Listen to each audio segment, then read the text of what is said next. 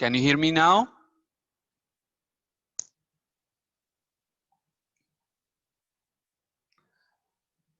Okay. What were the colonists' attitudes toward the new world environment?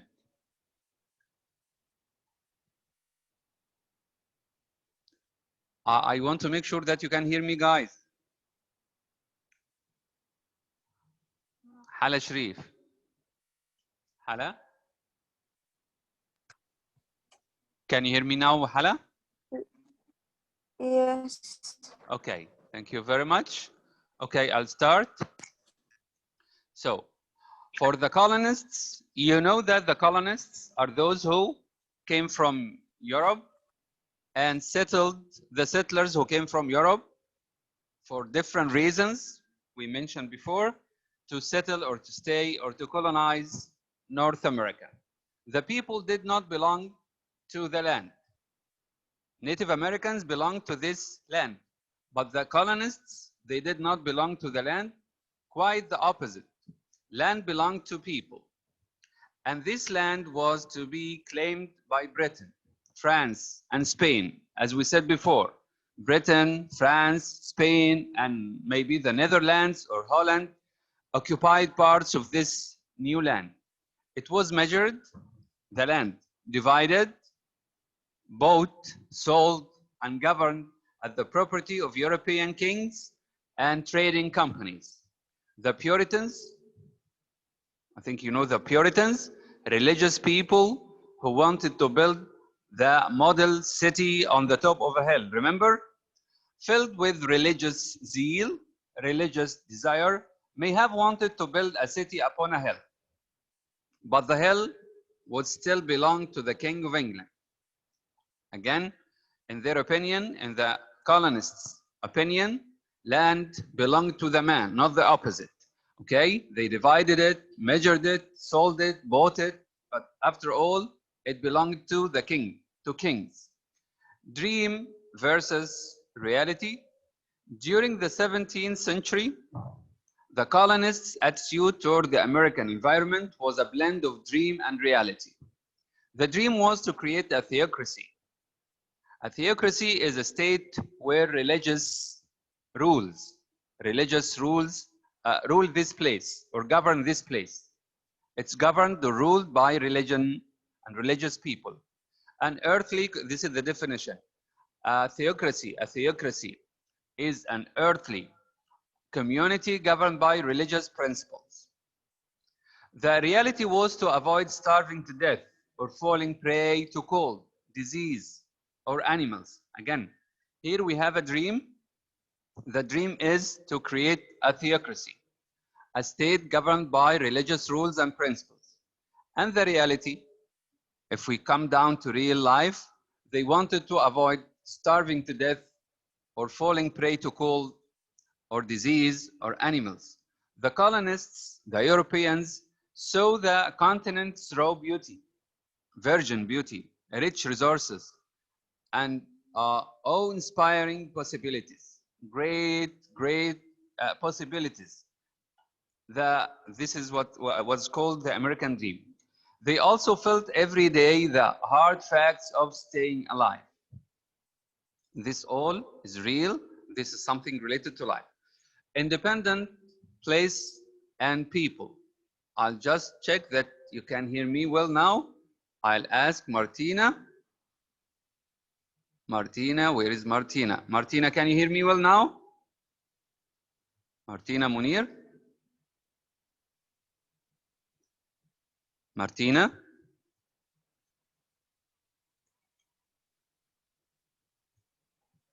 So Martina left. Noreen, can you hear me? Noreen?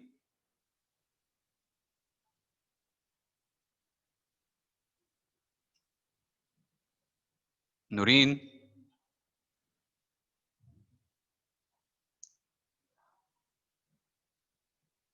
I'll ask Tadros. Tadros, can you hear me well?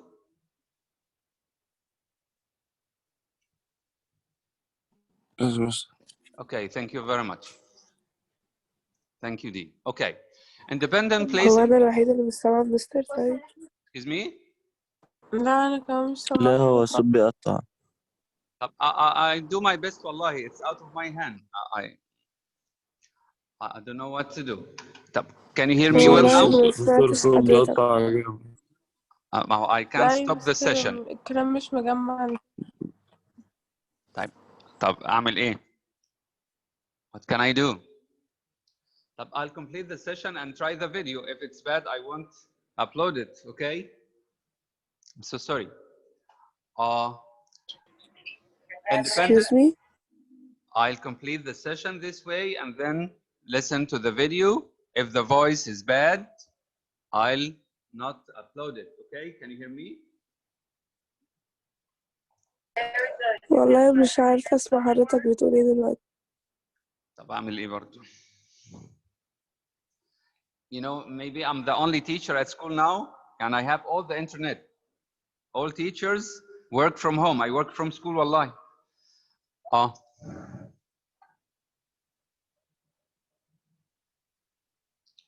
Can you hear me now?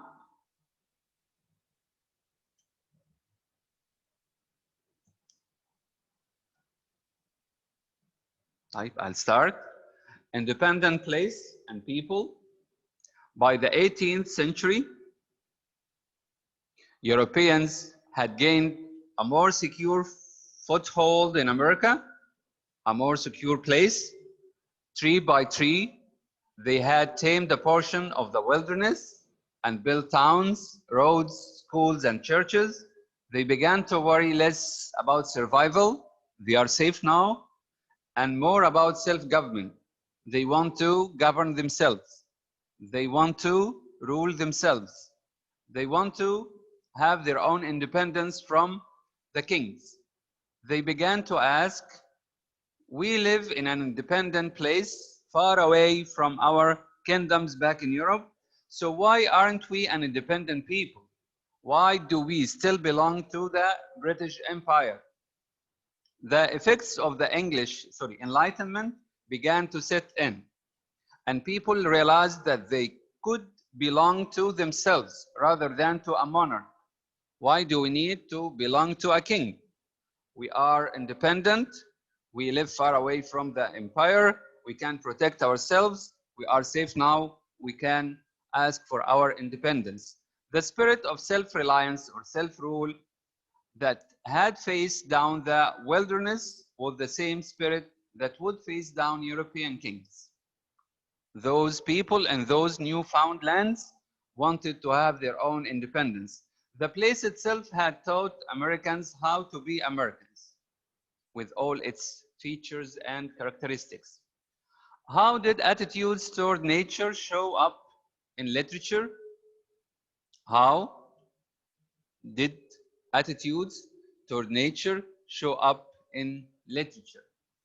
The close relationship between Native Americans and nature showed up in myths and legends. In these stories, people communicate with mountains and rivers. People and animals talk with each other, as we will see later in the literature of the Native Americans or Indians. People and animals talk with each other and sometimes even change into each other. People become animals and animals become people. Human beings and nature live in harmony. This is in the literature of the Native Americans. When the earliest explorers, the Europeans, searched the continent, their responses to the land appeared in their journals and the reports and letters they sent back home. Cabeza, Duvaka recorded the natural wonders of the New World. William Bradford's of Plymouth Plantation, the finest written work of the first European Americans. Again, Bradford's of Plymouth Plantation, this is considered the finest written work of the first European Americans, is filled with detailed descriptions of creating a colony in a place so delightful and so dangerous. Errand into the wilderness. You know, an errand means a task. Here we talk about a task or a job into the wilderness. America's first literary family, Richard, Increase, and Cotton Mather. These are the first literary family, the Richard family, the Increase family, and Cotton Mather. Saw the environment from a religious point of view because they were Puritans. Their writings describe a mission to combat evil in an uncivilized place. In time, this idea of the wilderness as a dark place of evil profoundly affected other writers. Forests and wild places play a large role, physically and symbolically, in the writings of American writers who would come later, including Washington Irving, James Fenimore Cooper, Nathaniel Hawthorne, and Mark Twain. These are some of the names of famous American writers later. Place and nation. As the colonies developed, the power of reason, not religion, the power of reason, enlightenment, began to make the continent a more hospitable place, a more welcoming place, an attractive place to other people, new people who come. Technology improved and agriculture flourished, prospered, improved. In letters from an American farmer, this is a work of art, Jean du Crevecoeur even used the imagery of growing plants to emphasize the important idea that living in this particular place turned Europeans into Americans. She says, in Europe, they were as so many useless plants. They withered and were mowed down, cut down by want, hunger, and war. But now, by the power of transplantation, as if you take these plants or these people, she refers to people here, European people, who left Europe back and came to America as withered or faded plants, which were transplanted in America. Like all other plants, they have taken root and flourished. The very name of the new nation reveals the influence of place. The United States of America is made of separate, distinct places. We have 13 states, as you remember, united into one, a federal republic. Republic, not a kingdom. We no longer have kings here. We go back to the question, what makes American literature American? What are the characteristics that make American literature American, not French, not British? American literature naturally shares the basic characteristics of all literature. It's literature after all. Characters, there are characters in the American literature. Plots, settings, images, and themes. However, American literature is much more than literary works written by Americans. It also embodies certain ideas, evokes certain places, and tells stories of certain kinds of characters. There are qualities that distinguish American literature and make it a unique cultural expression. What are these characteristics? What is a theme and how does it find expression in literature? I think you all know what a theme is. A theme is the central idea or message or insight that a literary work reveals.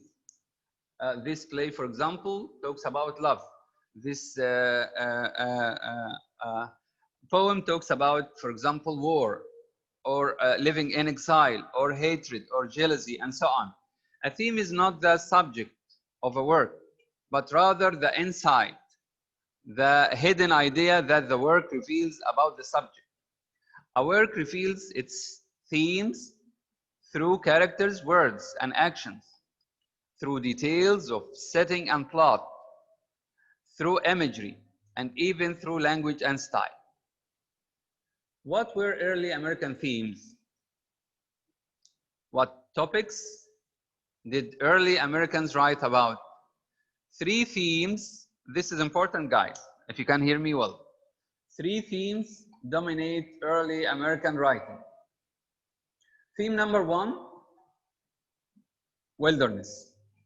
Writers revealed insights into the nature and meaning of the wilderness by the details they used to describe it and by the stories they told of their physical, political, and spiritual struggles with it. But most of them wrote about their struggle with nature and the wilderness of nature. This theme was one of the most important themes in early American literature. So number one is wilderness. Wilderness. Number two, community. In public writing, such as pamphlets and newspapers, colonists and patriots convey the central message that America was a unique combination of community and independence. A new community. A community completely different from their community back in Europe. Number one, again, is wilderness. These are the most famous themes of early American literature. Wilderness, again. Number two, the idea of community and the idea of being independent and uniqueness. Individualism in history and memoir and in everything from laws to lyric poems, writers made clear that self-reliance and individualism are fundamental American values. We are completely different from our land back in Europe. Okay, we are again individual. We are again distinguished. We are again an independent community. What is uniquely American about those themes? So again, we have three themes here: wilderness, community, and individualism. What is uniquely American about those themes? The place. Americans recognized that they were in a unique place, a new world, only a small part of which they had even seen. Nothing in their European experience had prepared them for the splendors and the terrors of the American wilderness. Because back in Europe, the whole continent of Europe is as large as America. Those who came from Britain lived in a very small area, as I told you before. They didn't imagine, they couldn't imagine that they would see this, let's say, wild wilderness, this large virgin land and forests, animals, this large variety of creatures. Sometimes America seemed to be the Garden of Eden. You know, the Garden of Eden, okay? A newly created place of natural wealth. Sometimes it seemed to be an enemy or a punishment because the weather was harsh. They weren't accustomed with or familiar with the wild animals living there, the wild plants, the mountains, the rivers, okay? A punishment or a source of fear and death. These themes entered into the American literary imagination. So the place had an effect. The place was vast, new, full of challenge, fearful, and so on. The past, when Americans wrote, they were aware of the many traditional European subjects and themes that were now of no importance to them because they live in a different land. After all, there had been no Middle Ages or Renaissance in America because America is new. They didn't have Middle Ages or Renaissance. In the 13th, 14th, 15th centuries, nobody lived in America. No Europeans in large numbers lived in America. Europeans had medieval romances that told tales of knights and chivalry. Americans did not. They did not have medieval, you know, medieval belonging to this age, as I told you, 13th, 14th, and 15th centuries. Europeans had Shakespeare's tragedies of kings and princes. Americans did not. Europeans had a heritage of elegant and witty writing. Americans had a plain, zero, a straightforward way of writing. Americans did have histories and journals, prayers and sermons, speeches and essays. They even had some poems, but all of these imitated European styles. With the turn of the 19th century, the year 1800, American writers would begin to forge unique ways of expressing their unique experience. So Americans had no past, no literary past. They didn't have Shakespeare or the plays of famous writers and the poems of famous poets, but they created their own unique experience. The vision, the themes of independence and self-reliance are at the heart of the Americans' vision of themselves. How did they see themselves as a new and unique people? They knew they were creating not only a new nation, but a new kind of nation. That sense of newness marked Americans as a people of youth, innocence, optimism, risk-taking, and boundless originality. So, how did Americans envisage themselves? How did they see themselves?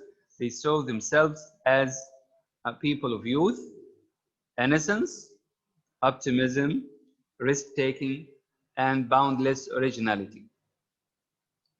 The second question, how does literature shape or reflect society? What social and political forces affected early American literature? I think we mentioned this again and again. We have Puritan ideas and the Enlightenment, or the reason. Puritan or Puritanism, from the first Puritan or Puritanism influenced just about every aspect of colonial life. Again and again, guys, Puritanism means the rule of religion and religious principles. The impulse to escape to a new world and build a reformed and uncorrupted society, the model city we talked about upon a hill, shaped Puritan lawmaking, social relations, and daily lives. Their daily life was ruled by religion. All of them were religious people. Belief in predestination, John Calvin's doctrine that God has already decided who will be saved, made Puritans search every thought, action, and word for signs of grace. That they believe that God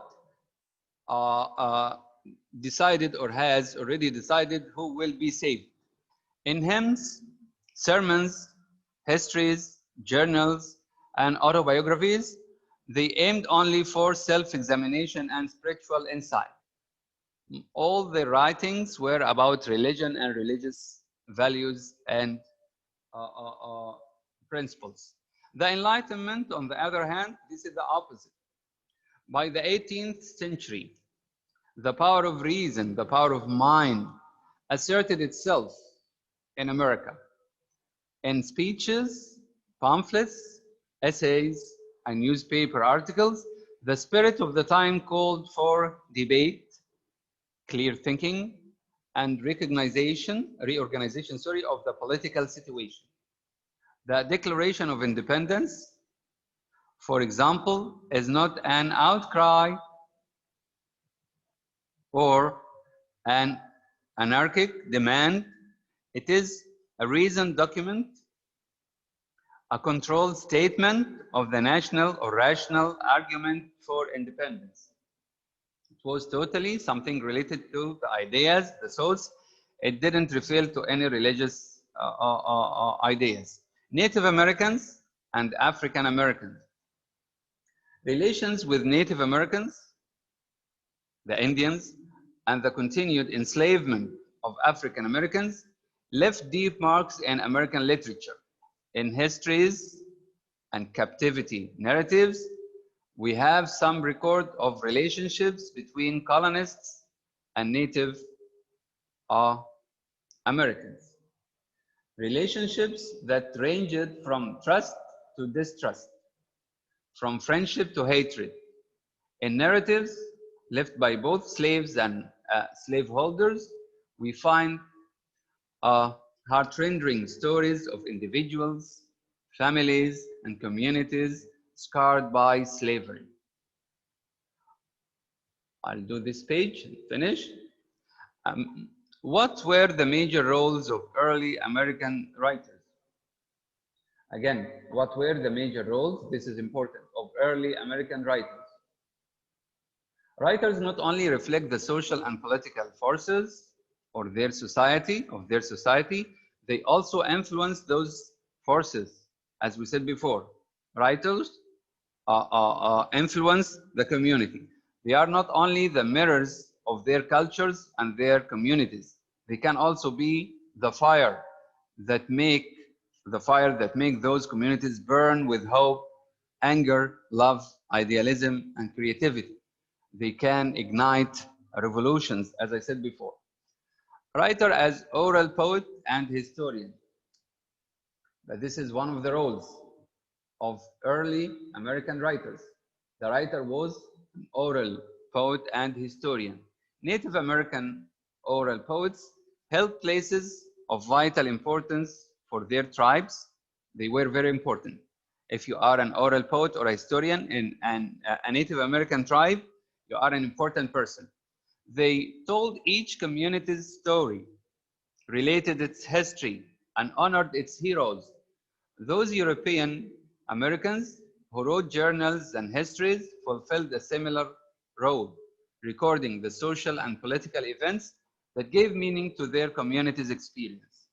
The narratives of the Cardenas and Capeza, Dovaca, and William Bradford's of Plymouth Plantation give us perspective on our own heritage.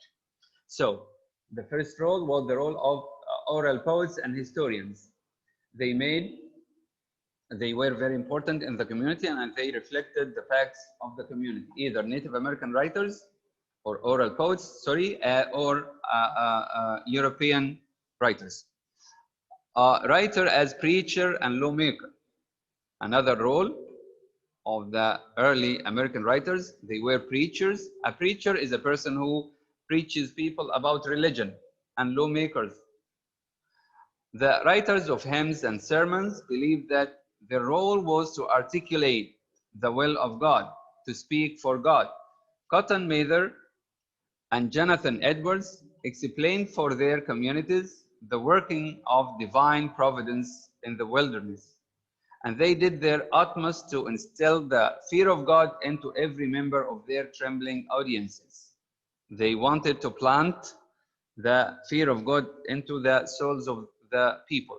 The writers of America's laws and political documents had a different role, to articulate the will of the people, not the will of God. Thomas Paine's pamphlets, Patrick Henry's speeches, and Thomas Jefferson's multifaceted writing survive today not only as a part of history but also as literature. A writer as autobiographer, again, the first role was oral poet and historian. Number 2, as a preacher and lawmaker. Number 3, as an autobiographer. The autobiographer's role goes beyond answering the basic question, what did I do and why did I do it? Because an autobiography is the story of someone's life written by himself or herself.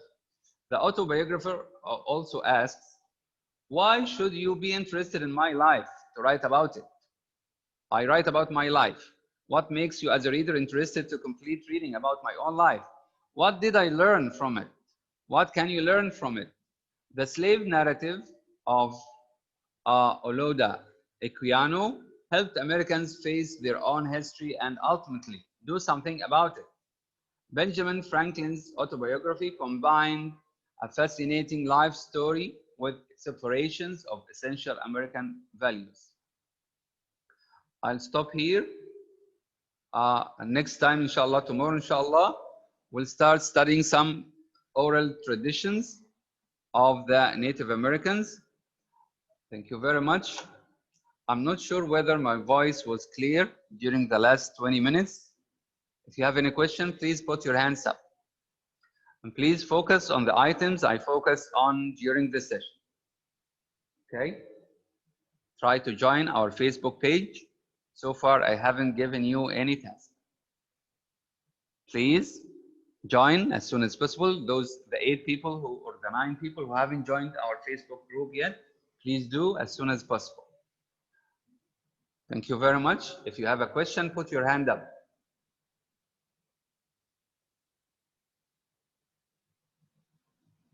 Nobody has a question? I just want to make sure that you were, or my voice was heard clearly. Jana Walid, good morning. Jana? Hi, Mr. Morning. Was my voice clear during the last 20 minutes?